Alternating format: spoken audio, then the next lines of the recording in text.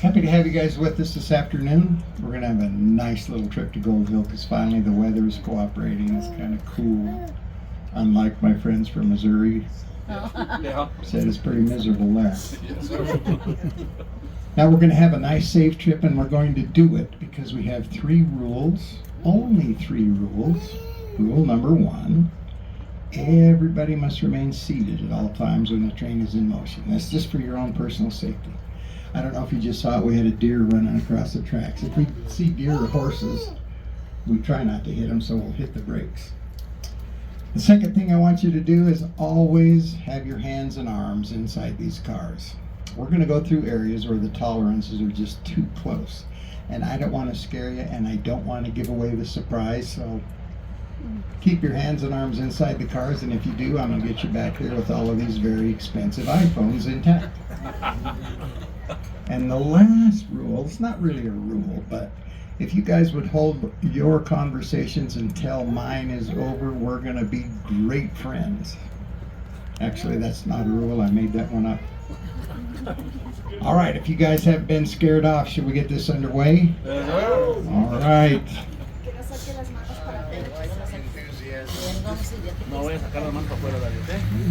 Okay, now I have to go all the way down to the end of the car. The reason for this is the engineer cannot see the very back of the train, so I come down here, I keep a real strong lookout all the way to Gold Hill. I completely ruin this guy's view. Now the good news is I recently had cataract surgery, so now I see stuff before we hit it. It's a safer trip, right?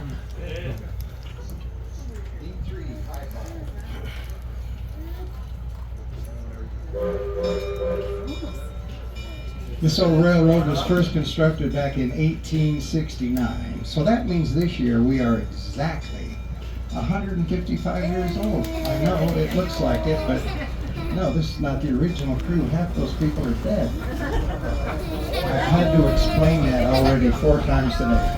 I'm going to enjoy this trip, I can tell that. The Bank of California had no choice. They had to build this railroad because they had repossessed too many mines. Now they had to have a way to get the ore from the mines down to the Carson River Canyon, where they also would own the only hydraulic sand mills. As we go by these green Pullman coach cars, take a real good look at it, because they're now Hollywood famous. I'm going to tell you exactly what movie they were in and how you can watch it at home tonight. But I'm not going to tell you yet. Right now, if you can see me, I'm pointing over to the east. 1,000 yards to the east over there, you see a great big pile of dirt. It's a big giveaway that it's a very deep mine. They started digging that mine in 1875, and it was called the Combination Mine because it actually was a joint venture of 3 companies. Those 3 companies worked together in that mine for 10 years. That's a lie. They worked together for about 10 minutes. After that, every day was contentious, no cooperation at all. That's why they never made any money. And they certainly never paid a dividend to any of their investments. When they were digging over there, they were exactly 30 feet short of being the deepest mine shaft in the world. 3,265 feet deep.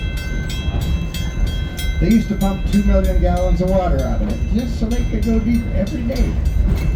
When they finally quit pumping the water, 36 hours later, so much flowed back in, it actually rose to a depth of 2,400 feet. Flooded a lot of the lower mines right here below it.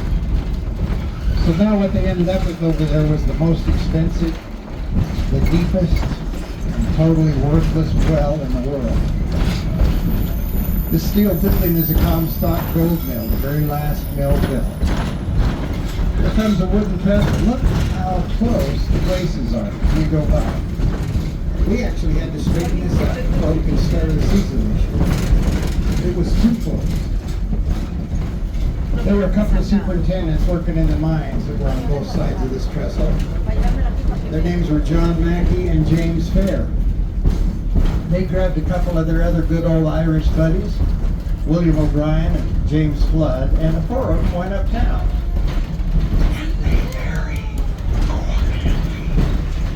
began purchasing old abandoned mines all around the consolidated Virginia mine.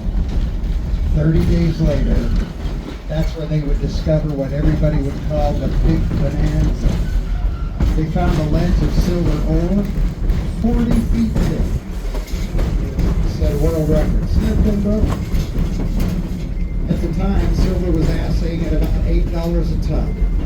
Almost overnight, that price skyrocketed to $1,100. That made John Mackey pretty happy, and it made him the wealthiest man in the world. He would later be very instrumental in the construction of both the transatlantic and trans-Pacific telegraph lines. Please sit down. Sit down. Oh, sit Thank down, you. sir. Sit down, sit down.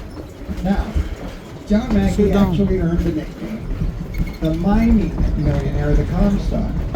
Even after those zillions of dollars had rolled in, he would still occasionally go down into his mines and work right alongside his crews. That was brutal work. I'm going to tell you about that in just a few minutes. It was horrible. But I think I know why he could pull it off. Are any of you guys familiar with the area of New York City called Five Points? Notoriously the worst slum in the world for years. They used to say you had to fight your way in and then fight your way back out. That's where John Mackey was born and raised. Right there is our shop. Take a good look at the number 18 steam locomotive. They're going to take her back up there and hook onto those coach cars and take everybody back down to Carson City this afternoon. Now I hesitate to point out this next thing. Right here just to the east, there's a little hole in the ground. It's no big deal, except that it's almost under our tracks. And that little hole is 1,800 feet deep. It's the Julia mine. It's named for Julia Boulay. And she, of course, was one of just a small handful of what we're going to call sporting women. And sadly, she made a very untimely death. And the little coward that did her in was caught just 3 days later. But he had already spent all of her money and pawned all of her jewelry. Now he was actually trying to sell some of her gowns. Well, the shopkeeper that had sold them to Julia originally could easily identify the product, and she was able to identify this guy later. When she did, they grabbed him, they dragged him uptown, and then they gave him a very fair trial because it took almost 8 minutes, and then they hung him. Virginia City waited almost a month for Julia's funeral, and the reason was she had been known by so many heads of state and dignitaries from all over the world. They actually asked for time to travel back so they could pay their final respects in person. By the way, Julia was the only woman of that profession to be allowed burial in that cemetery. Here is a really ugly footnote to that story. They used to have to continuously move her final burial spot in that cemetery because of souvenirs and scavengers. Believe that? Wow. This used to be tunnel number 5. When the highway department built the truck route, they came through here and they dynamited the roof off, then they put in that permanent steel crossing. The truck route is that highway you're going to see all the way across the ravine to the east. That's Nevada State Route 341. Guess what? Every year, we close that highway for 2 days and we have a car race. The name of the event is the Virginia City Hill Climb. It's always very well attended by and normally even sponsored by the Ferrari Car Club of North America. Last year's winner was a woman. She was driving a red Ferrari Spider. If you've never been on that highway, you're going to have to trust me when I tell you there are very few straight stretches over there. They clocked her at 122 miles an hour. At the end of the weekend, her car was completely unscathed. Going home one night, I watched a tow truck dragging a Maserati off the hill. It had been scathed. It was scathed to the tune of about $50,000, to be my guess. Now, fortunately, the driver wasn't hurt, except for his pride in his bank account. Right here, we have a couple of our state trees, pinyon pines and mountain junipers. The Pinyon Pines would offer up the staple for the Washoe and Paiute Indian diets in the form of pine nuts. Can you guys tell me anything that we still make with pine nuts? The woman with the real quiet voice got it right. Pesto, yes. Please get that little girl seated for me quickly. Quickly. There we go. All right, guys, why do we harvest juniper berries? What do we get?